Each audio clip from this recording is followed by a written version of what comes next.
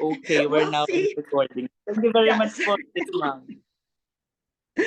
But do it on your phone too, just in case. Just in case, do it on your Okay. phone too. We'll do both. Let's say 2 or more at the same time. Okay. Are you ready na, ma'am, for my first? I prepared only 5 questions. Okay. I hope I have the answers. Opo. My first question, ma'am, is who is Edith Stein before entering Carmel? An incredible person. So Edith Stein was born in 1891, and she was in Breslau, Germany, which now is Wrocław, Poland, right? And to a very Jewish family. And her mom had an extremely strong Jewish faith. To her, besides her children and her family, the next most important thing was her faith.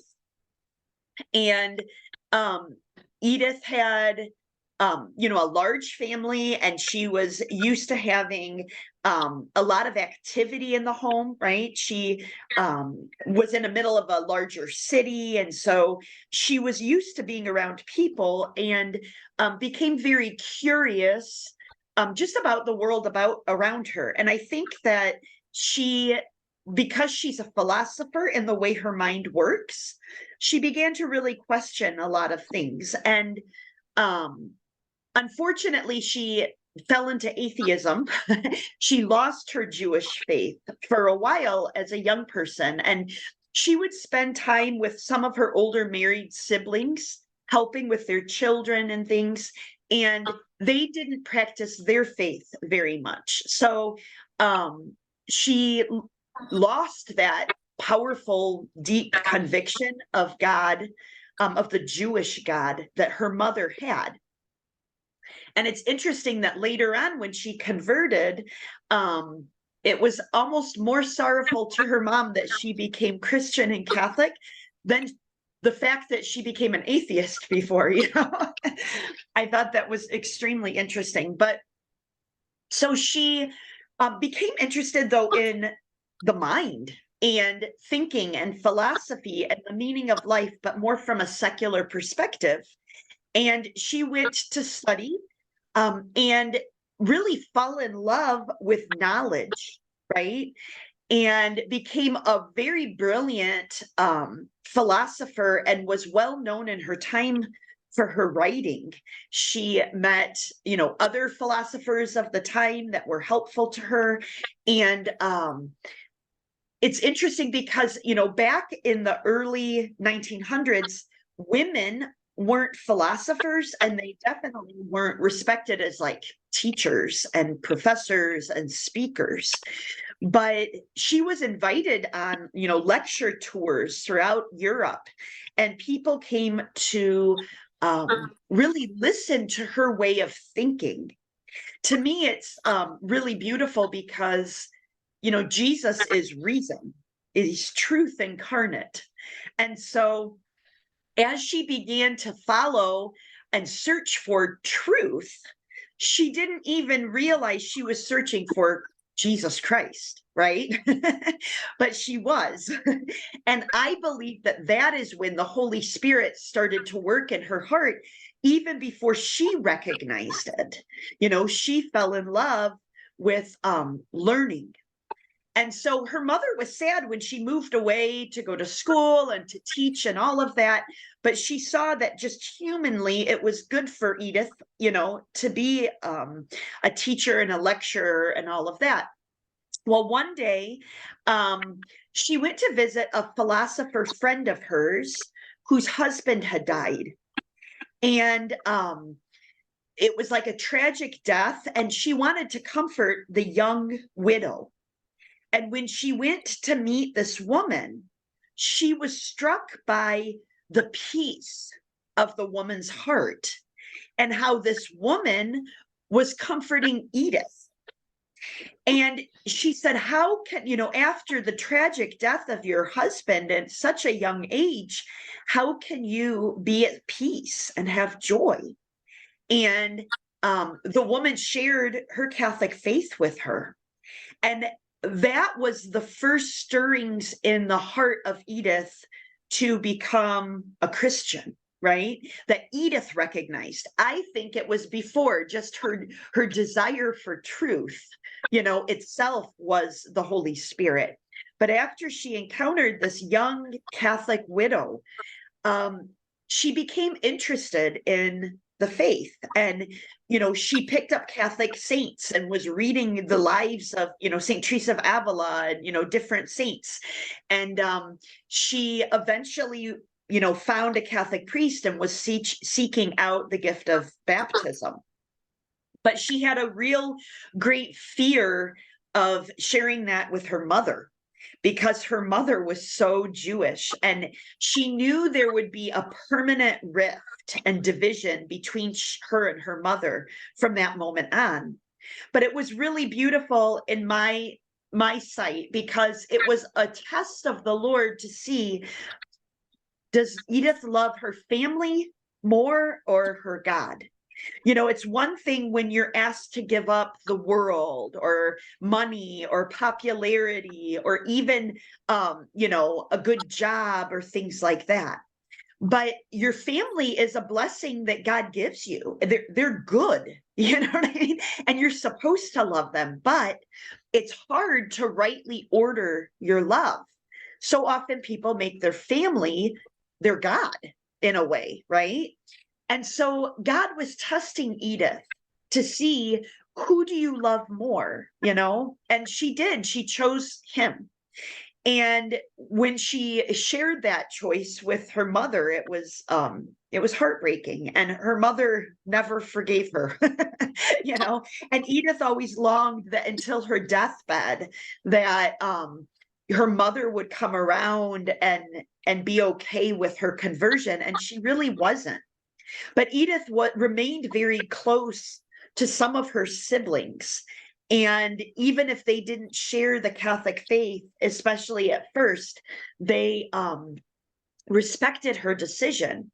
And I tell you a kind of a neat story. When you go into her home in Wrocław, like I said before we started recording, you can see like the menorah and the different Jewish, things of her home. But in the middle of this big hall is this picture of St. Francis of Assisi. And the story is, when they bought the home, they had bought it from Catholics, and they left this picture of St. Francis of Assisi, and the family never moved it. They just kind of did things around the picture and they left it there. And when her sister got married, her brother and she were setting up the hall for the reception, or maybe they even had the marriage in the hall. It was a very large hall, and they were moving things around. And she said to her brother, "What do we do with this guy? Where do we put St. Francis?" And he said, "He was here before us, and he will be here after us. We leave him where he is." And so when Edith was studying philosophy, even before she was Catholic, that was the room, and her desk was kind of right under St. Francis. And she never drew a lot of attention to him, but I would believe that he had a big influence on her conversion, because she did her philosophical studying at his feet, so to say. So in the room now it's not their image. I think they took it and put it in a museum, but it's the exact image that was there. So they took a replica of it and they have it there because of that story. So it's really kind of beautiful that there were, little signs of God calling her to Christianity and Catholicism, even before she joined the Carmel, or, before she converted. So she became a Catholic, but to her, becoming a Catholic was something absolute. And she, from the very beginning of her conversion, had a desire toward the cloister. And she wanted that life of totality for God. She waited a little bit until it was, so powerful she couldn't deny it. But she was, a very intelligent young person. She nannied. It's interesting. I spend my time working for the wealthy as a nanny and a housekeeper so that I can help the poor. And I always think about her, helping families with their children and things like that. She had a lively personality. And that big family. I come from a large family. I know in the Philippines you have many large families. She could relate to that, because their home was filled with music and joy and love. But she was also a very intense thinker, so a very colorful person, and a very strong-willed person. When she made a decision, she did it completely, Thank you very much, ma'am. Before anything else, may I just get something and I want you Yes. to see it.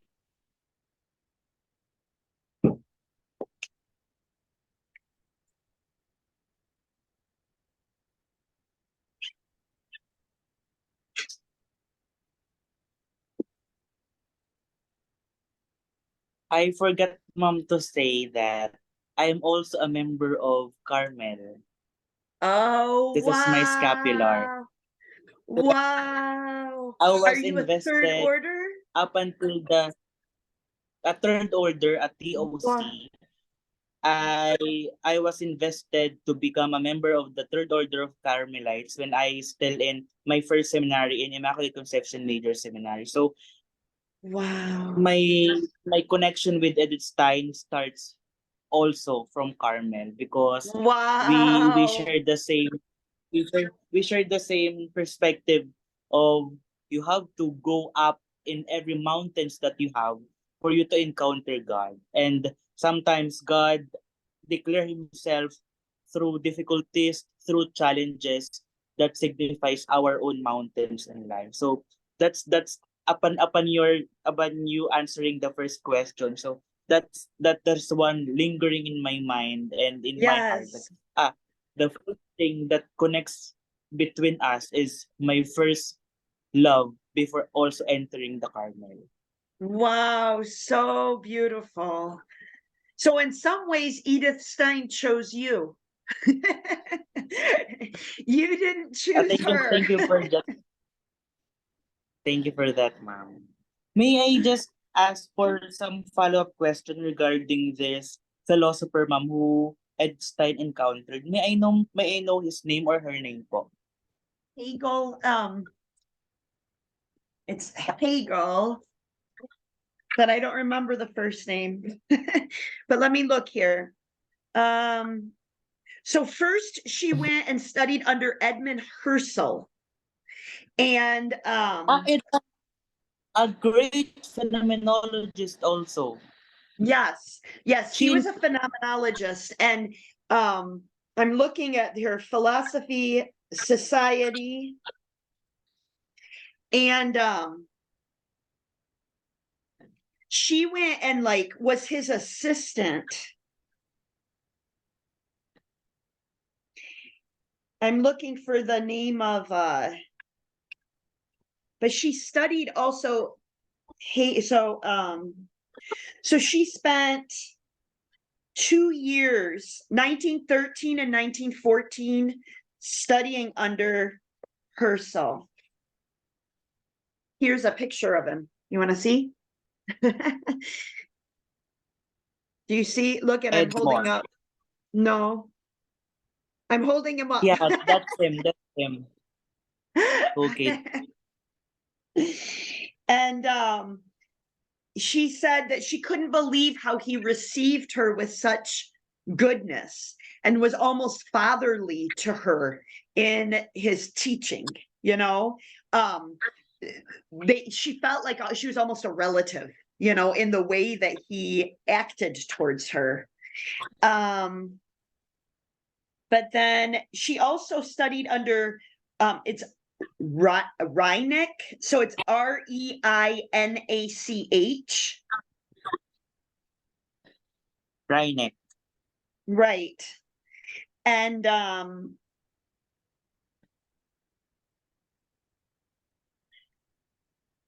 I'm looking for the first name of.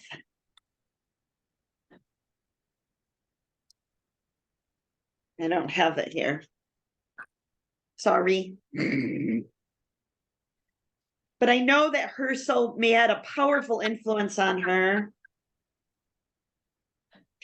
And she was very It's sad okay, to ma'am. leave him personally. You Okay, may we can just go on. message me anytime. Okay, I will. That is okay. Right. I was looking for, then there And was also, I another think that little, also what? Go on to that the also next. answers Uh-huh. What did you say? that also answers the question number 2. How does Oh, Edith Stein arrive? How does Edith Stein arrive in the pursuit of empathy? So those were the given names. I think were the ones inspired Edith Stein to write right. about They are empathy. definitely the ones that inspired her the most.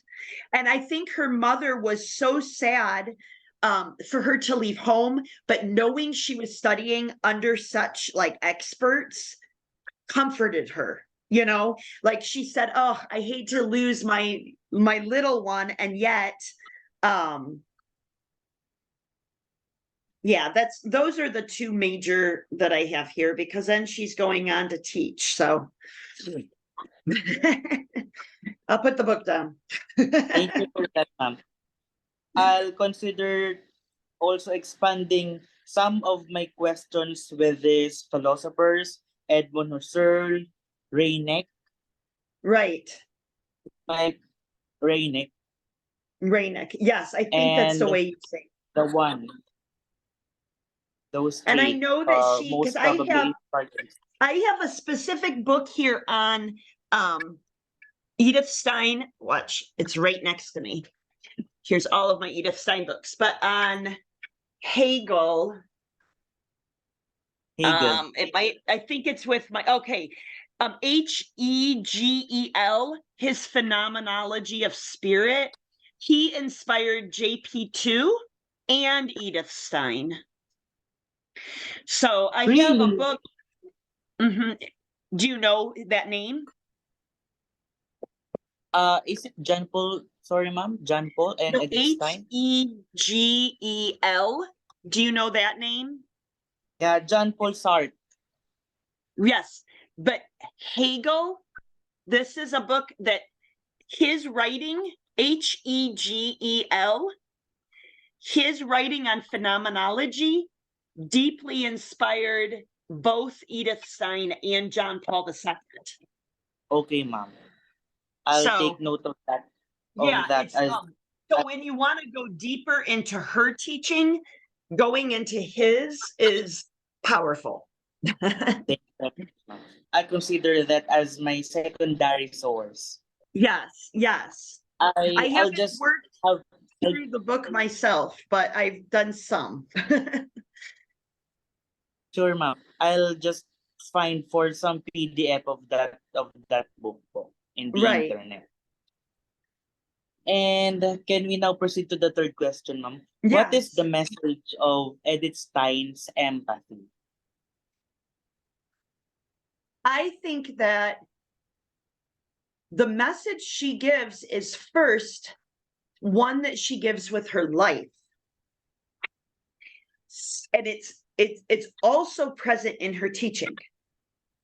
But I think that's what makes her an authentic philosopher and theologian, because it's not something just in her mind or in her words. It's something in her heart, right?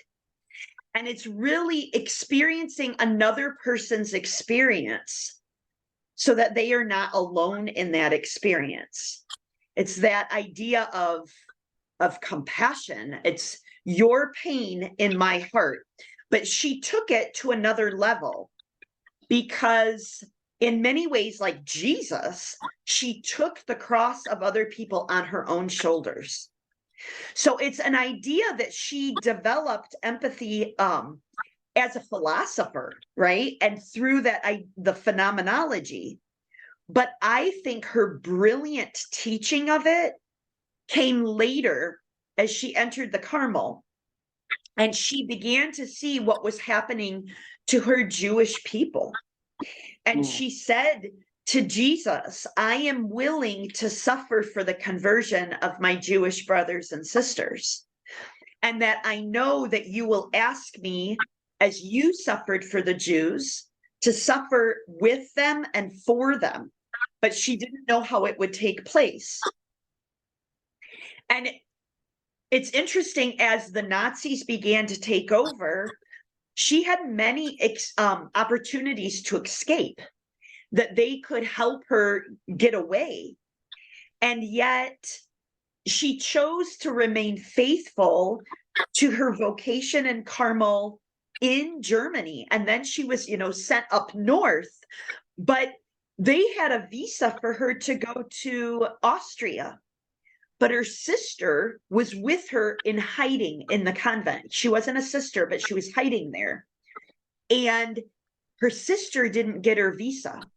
And Edith said, I will stay with my sister. I will not leave. And the next day, the Nazis came and took them. And the following day, her sister's visa came. So she could have gotten away. But she knew that idea of empathy is not just like, oh, I'm thinking a thought about your pain, right? It's something that's more tangible. And that's what phenomenology is. It's that experience, right? It's like experiential knowledge. It's, experiencing the phenomenon of another person. And it's an act of compassion. And so I think that her brilliant teaching of it is by that example of her life, which then led to her death. And she was happy to go, she was martyred, not so much for being a Carmelite, but for being a Jew. And she was willing to identify in empathy with the Jews, even though she had converted. And to be with them in their pain, even unto death, and to show them the face of Christ in the midst of that, which to me is incredible. So even as a philosopher, before she was Christian, she wrote about the problem of empathy and all of that, right? But already she was thinking about a Christian perspective that she didn't necessarily recognize at the time. And then I think that her understanding of that went deeper and deeper as she came to Christ.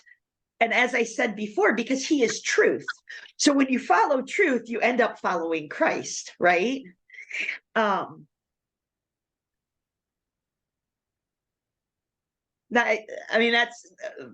my short answer. I'd like to quote this one in my paper. If you Okay. follow through, you end up following Christ. Right. That's true. Because what Thank you did he very say? much. I am the way, the truth, and the light, right? And so Thank you very much, ma'am. And for my fourth question, how can we utilize Edith Stein empathy in contemporary life?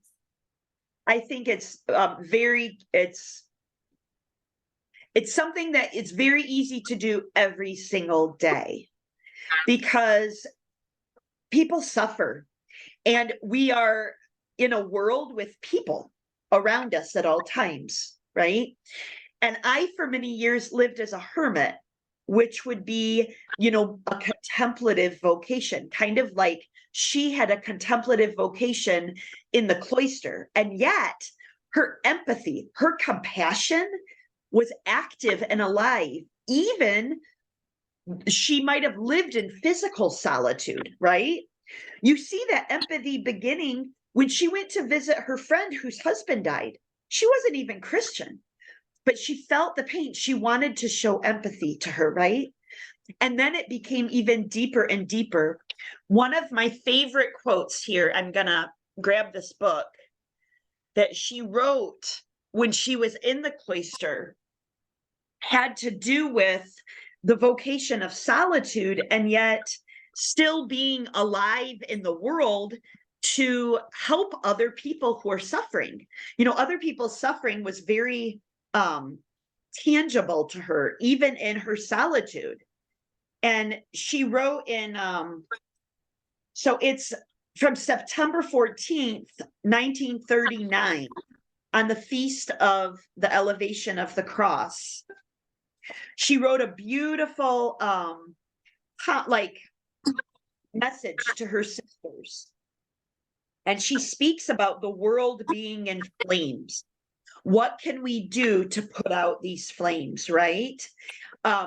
It's through our union with the cross. And so I would say the world contemporarily is also in flames. You know, not only are there wildfires all over the world right now, but spiritually, the world is in flames from evil. What can we do to put it off? Unite ourselves to the cross, right? And have empathy for the people suffering by having empathy for Jesus crucified, who unites us to them, right?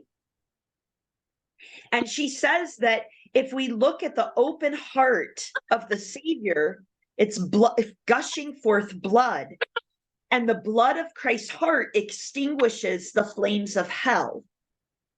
And she said that we can help Christ put out the flames on earth by faithful fulfillment of our vows.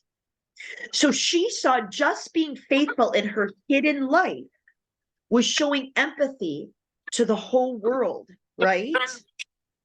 And she said, the flood of divine love will be poured into your heart until it overflows and becomes fruitful to the ends of the earth. So she wanted to show empathy to everyone. She says, do you hear the groans of the wounded on the battlefields in the East and West? So here she's in a cloister, but she, in her empathy, is hears the echoes of the cry of war all over the world. She said, you're not a physician. You're not a nurse. You cannot bind up wounds. You're enclosed in a cell. You cannot get to them. Do you hear the anguish of the dying? You would like to be a priest and comfort them. Does the lament of widows and orphans distress you? You would like to be an angel of mercy and help them. Look at the crucified. If you're nuptially bound to him by the faithful observance of your holy vows, your being is precious blood. Bound to him, you're omnipresent as he is. You cannot help here or there like the physician, the nurse, or the priest, but you can be at all fronts, wherever there is grief, in the power of the cross. Your compassionate love takes you everywhere, and this love from the divine heart, his precious blood is poured out everywhere through you, soothing, healing, and saving. So think about how she's living this empathy, even hidden away. This is something that we can live today. You know, I am not physically, where the fires are in Hawaii, or I am not at the war in the Ukraine. Maybe I'll meet a Hawaiian or a Ukrainian here and I can help them a little, and that's beautiful. But I can't be everywhere, but I can live her message of empathy through being faithful to what God calls me here and letting their pain fill my heart. People run from pain. They don't want to feel it, right? They take medicine if they have a headache, and they, try to make themselves the most comfortable as possible. And the message she gives us is the philosophical idea of empathy united to the Catholic Christian teaching of the cross. And I think it gives it so much more power because we're allowed to not only think about empathy, but live it by letting Jesus's heart beat in us, but it's a heart that's crucified. So like people write me about the suffering in Pakistan. I can't stop the Muslims. I can't pick the babies up on the street in Africa. I've done it, but there's too many. I can't be everywhere. But I let that suffering crucify me with Jesus, like Edith Stein. And I offer that suffering as a prayer. And that is empathy, you know? And I think in our world, we can live it. And so also, if a homeless person knocks on my door, and they do, I live in a neighborhood, it's a beautiful house, but it's in a neighborhood close to a lot of poor who come. Most people would ignore them, or they're annoying, or they're lazy, and sometimes they are. But I can have that empathy where I think, like, where have they come from? What has made them that way? And even if I can't give money, I can give a smile. I can give them a prayer. I can give them love, you know? So I think it is a message for today as much as for her time, because she lived in World War II, but I don't think the suffering and the war and the violence in the world today is any less. I think it's more. There's more children who are aborted. There's more children who are trafficked and abused, and the pornography and the evil that's almost made normal. And so we're called to have that empathy, and it makes room when united with prayer for God to heal, you know? Thank you very much. I've learned a lot, and I'm floating in awe hearing those ideas of Edith Stein, ma'am. It's incredible. So much. And may I just the Zoom inform me that the meeting will end in 5 minutes or in 10 minutes, Okay. So what's because the last, your last question before it turns off? okay. How can you describe your encounter with Edith Stein? Oh, living. So, you know, when I've met her, it's not only through books or her writing, but through, like I said before it was recording, like a sister.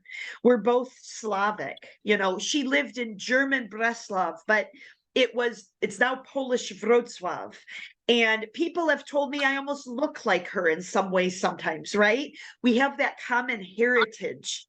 And I was in her home, and I, you know the food that she ate, and the pictures she looked at, and the sounds she heard.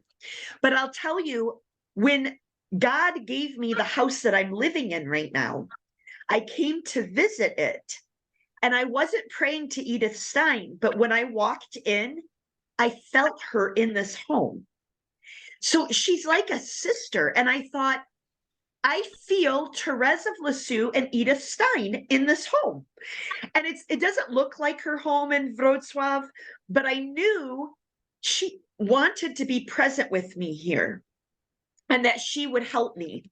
And right now I am working on a doctorate, and I use her writing a lot, and I ask her to intercede because she is simple-hearted like I am, but you have to do the mental work, you know, to get, Much. higher education.